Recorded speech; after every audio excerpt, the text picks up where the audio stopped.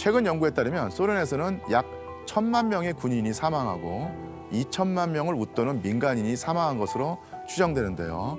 독소전쟁 당시 민간인들의 죽음하면 떠오르는 사진 한 장이 있습니다. 1942년 오늘날 그 크림반도라고 불리는 지역에서 독일군이 퇴각하면서 분풀이로 소련 민간인들을 학살한 장면인데요. 저는 아직도 이 원본 사진을 볼 때마다 섬뜩합니다. 눈을 뜬 채로 죽어있는 어린 소녀의 모습을 보면 굉장히 안타깝습니다. 소련 종군 기자의 카메라에 담긴 이 사진은 당시 전 세계로 퍼지면서 독소전쟁이 얼마나 가혹하고 끔찍한 전쟁이었는지 고발하게 됩니다.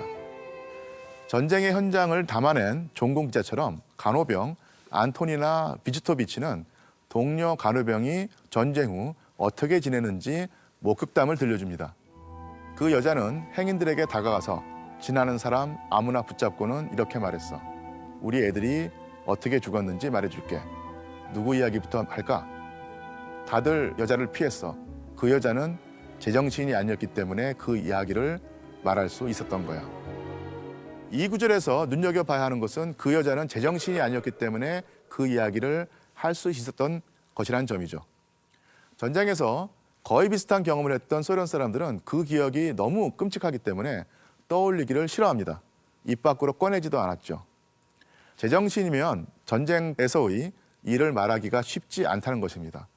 이는 전쟁과 같은 끔찍한 경험을 하는 사람들이 보이는 거의 공통적인 현상인데요. 예를 들어서 제2차 세계대전 당시 나치가 유대인을 집단 학살해서 홀로코스트가 일어났지 않습니까? 이 유대인들이 풀려나고 나서 곧바로 자기가 얼마나 고생했는지 이야기를 할 것 같잖아요. 그런데 대부분 거의 10년, 15년 동안 그때의 일을 말하지 않습니다. 말하는 것 자체가 그 기억이 떠오르는 건데 그 자체가 너무 고통스럽다는 거죠. 그러니까 붉은 군대의 소련 여군들도 참전했던 전쟁에 대해서 말을 하지 않고 기억하지 않으려 하는 현상이 나타납니다.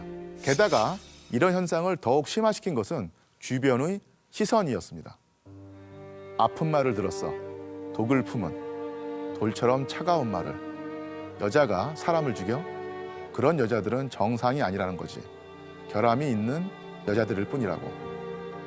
구절 속 여군에 대한 인식은 실제로 영국 BBC의 독소전쟁 다큐멘터리에 나옵니다. 지나이다 피트키나라는 인물이 등장하는데요. 그는 러시아 참전용사 할머니입니다. 전투가 한창일 때 독일군 포로를 신문해서 정보를 얻어낸 다음에 그 포로를 권총으로 사살했다고 증언하기 위해서 나옵니다. 당시 다큐멘터리 진행자는 걱정스럽게 참전용사 할머니에게 이런 말을 건넵니다. 당신은 살인자로 비춰줄 수 있다.